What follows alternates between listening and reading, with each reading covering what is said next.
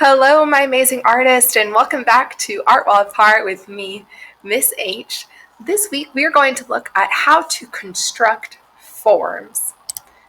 We're going to look at the element of art called form. Now, form is related to shape, but it's a little different. So shapes are flat items. They are two-dimensional. They could be geometric, like a circle, a square, a triangle, or we could have irregular or organic shapes. Form, on the other hand, is now taking these shapes and making them look like they are 3D. In art, we can have form that we draw or form that we build. Well, in art, shapes are flat, but forms are fat. Artists use shading to make forms look 3D on paper. Okay, so here's some examples.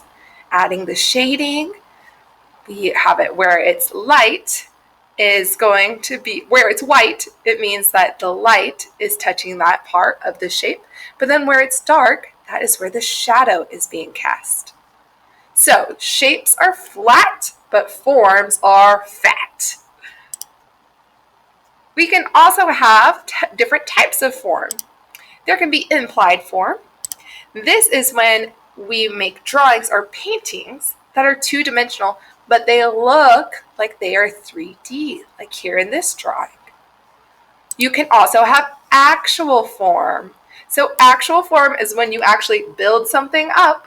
It is now called a sculpture because you can see from all the way around. So sculptures are actual forms and they are three-dimensional. This week we are going to be creating actual forms.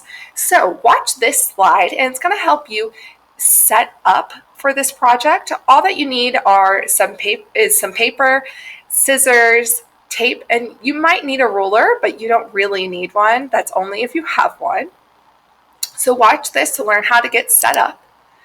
Then, if you go to the next slide, this is where I will teach you how to create sphere, a cone, and a cylinder. So this activity is all about taking flat 2D pieces of paper and forming them into 3D forms. Ooh, like that.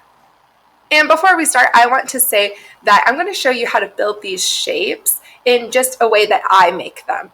There's so many different ways and solutions you can have for creating form.